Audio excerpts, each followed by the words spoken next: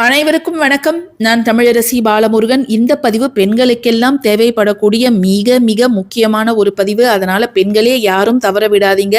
கடைசி வரைக்கும் இந்த பதிவை பாருங்க. அது மட்டும் இல்லாம உங்களுக்கு தெரிந்த அத்துணை நண்பர்களுக்கும் உறவினர்களுக்கும் இந்த பதிவை நீங்க ஷேர் பண்ணிக்கோங்க. ஏன்னு கேட்டீங்கன்னா, இந்த பதிவு நீங்க பார்ப்பதன் மூலம் வரக்கூடிய செவ்வாய்க்கிழமை நாம் நம் வீடுகளில் செய்ய வேண்டிய ஒரு சின்ன விஷயம். அந்த சின்ன விஷயத்தின் மூலம் கணவர் மனைவி அவங்களுக்கிடையே இருக்கக்கூடிய ஒற்றுமை அப்படிங்கிறது அதிகரிக்கும். அந்யோன்ய தம்பதிகளாக, கருத்தொத்து மிக்க தம்பதிகளாக அவங்க வாழ்வாங்க. கருத்து வேறுபாடு, சின்ன சின்ன சண்டைகள், பூசல்கள் இவையெல்லாம் குறையும். கணவரோட ஆரோக்கியம் மேலோங்கும். அவர் என்ன தொழில் செய்தாலும் அதில் வருமானம் பல மடங்கு அதிகமாகும். லாபம் அப்படிங்கிறது அதிகரிக்கும். அவர் ஏதாவது ஒரு பிரைவேட் கன்சர்னில் இல்லை கவர்மெண்ட் இதில் வேலை செஞ்சாலும் அவருக்கு அங்கே கிடைக்க வேண்டிய அங்கீகாரமும் நல்ல பெயரும் அப்படிங்கிறது கிடைக்கும்.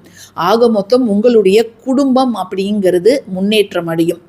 ஒரு பெண்ணுக்கு கணவர் நல்லபடியாக அமைஞ்சிட்டாலே அவங்க எந்த பிரச்சனை வந்தாலும் அதை தூசி மாதிரி தட்டிட்டு போயிட்டே இருப்பாங்க.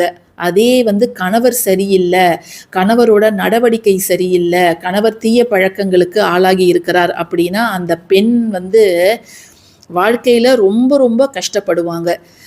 இந்த நாளில், அதாவது மீனாட்சி சுந்தரேஸ்வரர் கல்யாணம் நடக்கக்கூடிய இந்த நாளில், இந்த உலகத்தையெல்லாம் காத்து ரட்சிக்கக்கூடிய அம்மையும் அப்பனும் அவங்க இருவரும் திருமணம் செய்து கொள்ளக்கூடிய அந்த நாளில் நாம் நம் கணவருடைய வருமானம் உயரவும் அவருடைய ஆரோக்கியம் நல்லபடியாக இருக்கணும் அப்படிங்கிறதுக்காக ஒரு சின்ன விஷயத்தை தான் நம்ம செவ்வாய்க்கிழமை அன்னைக்கு நம்ம வீடுகளில் செய்ய போகிறோம். அதற்கு முன்பு இந்த சித்திரை திருவிழா ஏன் இவ்வளோ பிரசித்தி பெற்றது அப்படின்னு கேட்டிங்கன்னா, தெய்வங்களுக்கே திருமணம் செய்து வைக்கக்கூடிய ஒரு நிகழ்வு ஒவ்வொரு வருடமும் மதுரையில் இந்த சித்திரை மாதத்தில் நடக்கும். உலக பிரசித்தி பெற்றது. இந்த கதை எல்லாருக்குமே தெரிஞ்சிருக்கும். இது ஒரு மாதம் நடக்கக்கூடிய ஒரு திருவிழா. சைவம் வைணவம் இந்த 2 மதங்களுடைய ஒற்றுமையை அதிகரிப்பதற்காக மன்னர் திருமலை நாயக்கரால் இந்த ஒரு விழா இந்த மாதத்துல இந்த நிகழ்வு வெகு விமர்சையாக கொண்டாடப்படுகிறது. இந்த கதை என்ன அப்படின்னு பார்த்தீங்கன்னா, மீனாட்சி தாயார் இந்த நாட்டை, மதுரை நாட்டை ஆண்ட ஒரு மன்னனுக்கும் அரசிக்கும் மகளாக பிறப்பார். மகளாக பிறப்பார்னா அவர் அக்னி குண்டத்துல குழந்தையாக அவதாரம் எடுப்பார். அவங்க பல ஆண்டுகளாக குழந்தை இல்லாமல் சிவபெருமானை வேண்டும் பொழுது மீனாட்சியே குழந்தையாக பிறப்பாங்க. அவர்களுக்கு 3 மார்பகங்கள் இருக்கும். அந்த 3 மார்பகங்களில் நடுவில் இருக்கக்கூடிய மார்பகம் அவங்கள யார் மனம் முடிக்க போகிறாங்களோ அவங்கள பார்த்ததும் அந்த நிமிடம் அது மறைந்து விடும் அப்படின்னும் ஒரு குரல் அவங்களுக்கு சொல்லும். ஸோ அப்போ மீனாட்சி அன்னை சிவபெருமானை பார்த்ததும் அந்த நடுவில் இருந்த மார்பகம் மறைஞ்சிடும்.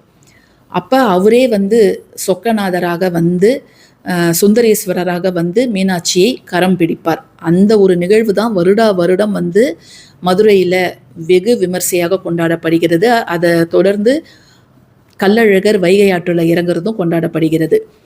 இந்த நாளன்று இப்போ திருமணம் நடக்குது இல்லையா, அந்த வைபவம் தொலைக்காட்சியின் வாயிலாக எல்லா இடத்துக்கும் ஒளிபரப்பு செய்யப்படும். ஸோ யாரெல்லாம் தாலி கயிறு சரடு மாற்றணும்னு நினைக்கிறீங்களோ, எப்போ சுந்தரேஸ்வரர் மீனாட்சி அம்மன் கழுத்தில் தாலி கட்டுறாரோ நம்ம வீட்லேயும் நம்ம அந்த சரடை மாற்றிக்கலாம். இந்த சரடு மாற்றுறதுக்கான நேரம் என்ன அப்படிங்கிறத நான் திங்கக்கிழமை அன்னைக்கு ஒரு தனி பதிவாகவே உங்கள் கூட ஷேர் பண்ணிக்கிறேன். ஸோ நம்ம சேனலை நீங்கள் தொடர்ந்து ஃபாலோ பண்ணிங்கன்னா எந்த விஷயத்தையும் நீங்கள் மிஸ் பண்ண மாட்டீங்க. அது மட்டும் இல்லாமல் நல்ல நாள் வருது அப்படிங்கிறதுக்காக நம்ம அடிக்கடி சரடு மாற்றுவது அப்படிங்கிறது நல்லது கிடையாது. சரடு மாற்றக்கூடிய நேரம் அல்லது அது கொஞ்சம் டேமேஜாக இருக்குது, இல்லை நான் புதிய உருக்கள்லாம் நான் வாங்கியிருக்கிறேன், தாலியில் கோர்க்கக்கூடிய உருக்கள்லாம் நான் வாங்கியிருக்கிறேன் அப்படின்னா நீங்கள் சரடு மாற்றிக்கலாம். அது ஒன்றும் தவறு கிடையாது. உங்கள் கணவர் இருந்தால் அவர் கையால் மாற்றிக்கலாம், அல்லது பெரியவங்க இருந்தால் அவங்களுடைய கையால் மாற்றிக்கலாம். அப்படி யாருமே இல்லை அப்படிங்கிற பட்சத்தில் நமக்கு நாமேவும் மாற்றிக்கொள்ளலாம். சரடு மாற்றிக்கொள்ளும்பொழுது நாம் செய்யக்கூடாத விஷயங்கள் என்னென்ன அப்படிங்கிறதையும் நான் தனிப்பதிவாக நம்ம சேனலில் கொடுத்துருக்குறேன்.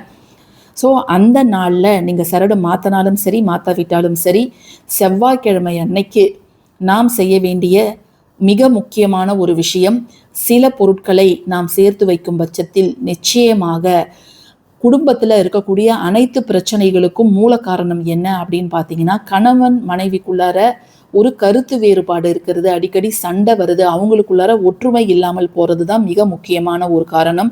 ஸோ அந்த ஒற்றுமையை மேம்படுத்தவும், கணவருடைய ஆரோக்கியம் நல்லா இருக்கணும், அவங்க ரொம்ப ஒற்றுமையான தம்பதிகளாக வாழணும் அப்படிங்கிறதுக்காகவும், கணவருடைய வருமானம், அவர் எந்த வேலை செஞ்சாலும் அவருடைய வருமானம் பல மடங்கு அதிகரிக்கணும், பொருளாதார முன்னேற்றம் அடையணும் அப்படிங்கிறதுக்காக, கடன் சுமையெல்லாம் தீர்வதற்காக இந்த ஒரு விஷயத்தை நம்ம செய்கிறோம். அதே ஒரே வழிபாட்டில் உங்களுக்கு வீட்டில் நடக்க வேண்டிய அனைத்து மங்கள சுப நிகழ்ச்சிகளும் நடக்கும், அதே சமயத்தில் பொருளாதாரமும் மேம்படும். அந்த ஒரு வழிபாடை தான் இப்போ நம்ம பார்க்க போகிறோம். ஸோ நீங்கள் உங்கள் வீட்டு பூஜை அறையில் விளக்கெல்லாம் ஏற்றி வச்சுட்டு தூப தீபம் எல்லாம் போட்டுட்டு, முருகர் படத்துக்கு நீங்கள் அன்னைக்கு வெற்றிலை தீபம் ஏற்றுறதுனாலும் நீங்கள் ஏற்றலாம் முருகருக்கு அருகில். ஸோ ஒரு வெற்றிலையை மட்டும் நீங்கள் எடுத்துக்கோங்க. இந்த வெற்றிலையில் நாம் வைக்க வேண்டிய மிக முக்கியமான ஒரு பொருள் என்ன அப்படின்னு பார்த்தீங்கன்னா, ஜஸ்ட்டு ஒரே ஒரு குண்டு மஞ்சள் மட்டும் இருந்ததுன்னா போதும். உங்களுக்கு ஒரு மஞ்சள் நல்ல நிலையில் இருக்கணுங்க. இந்த மஞ்சளோட நாம் வைக்க வேண்டிய மற்றொரு முக்கியமான ஒரு பொருள் என்ன அப்படின்னு பார்த்தீங்கன்னா, பெயர் சொல்லாதது அல்லது வசம்பு என்று அழைக்கக்கூடிய இந்த ஒரு பொருள் தாங்க. இது உங்கள் வீட்டில் ஏற்கனவே இருக்குது அப்படின்னா நீங்கள் அதையே பயன்படுத்திக்கலாம், புதுசாக வாங்கணும்னு அவசியம் கிடையாது. ஆனால் அது நல்ல நிலையில் இருக்குதா அப்படிங்கிறத பார்த்துக்கோங்க.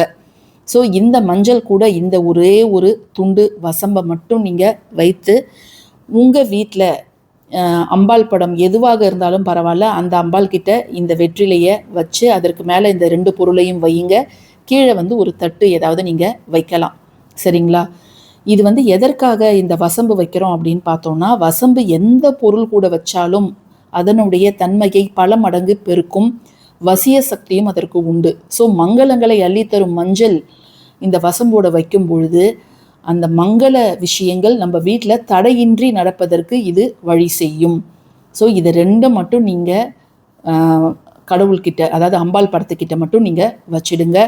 அன்றைய தினம் உங்கள் கணவர் வீட்டில் இருந்தார், அதாவது ஊரில் தான் இருக்கிறாரு அப்படின்னா, நீங்கள் சரடு மாத்தாட்டினா கூட அவர் காலில் விழுந்து நமஸ்காரம் பண்ணிவிட்டு அவருடைய கையால் உங்களுடைய திருமாங்கல்யத்திலும் உங்களுடைய நெற்றி வகுட்டிலையும் குங்குமம் அப்படிங்கிறத வச்சுக்கோங்க. சரிங்களா? இது ஒரு இரவு அப்படியே இருக்கட்டும். மறுநாள் இந்த வெற்றிலையை எடுத்து கால்படாத இடத்துல போட்டுடலாம். மஞ்சள் பிரத்யேகமாக நீங்கள் மட்டும்தான் அதை பயன்படுத்தணும். உங்கள் பெண்ணுக்கு தரது அதெல்லாம் எதுவுமே பண்ணக்கூடாது, நீங்கள் மட்டும்தான் அதை பயன்படுத்தணும். மஞ்சள் இழைக்கிற கல்லில் நீங்கள் சில பேருக்கு முகத்துலலாம் போடுற பழக்கம் இருக்காது, அவங்க உள்ளங்காலில் இந்த மஞ்சளை பூசிக்கலாம். அதே போல் இந்த வசம்பை நீங்கள் பணம் வைக்கக்கூடிய இடத்துல, உங்கள் கணவர் தொழில் செய்யக்கூடிய இடத்துலையோ இல்லை ஆஃபீஸ் தான் போகிறாருன்னா அவருடைய பர்ஸ்லேயோ இந்த வசம்பு அவசியம் இருக்கணும். அப்படி இருக்கும் பட்சத்தில் நிச்சயமாக அவருடைய முன்னேற்றம் அசுர வேகத்தில் இருக்குங்க. இது 2 மட்டும்தான் நான் ஒரு 2-3 நாளைக்கு முன்னாடியே இந்த பதிவை போட்டுட்டேன். ஸோ கூடுமான வரை இதை எல்லாருக்குமே நீங்கள் ஷேர் பண்ணுங்கள். இந்த பதிவு பிடிச்சிருந்ததுன்னா கட்டாயமாக லைக் பண்ணுங்கள். தேங்க்யூ ஃபார் வாட்சிங் திஸ் வீடியோ. நன்றி.